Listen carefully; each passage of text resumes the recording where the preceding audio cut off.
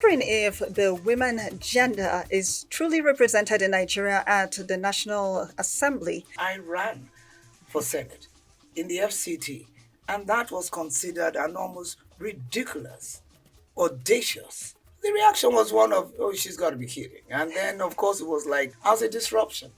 But you know, the power of being driven by a real sense of delivering a mandate will redefine and reset dynamics for you. The men, most of their decision making are from their women.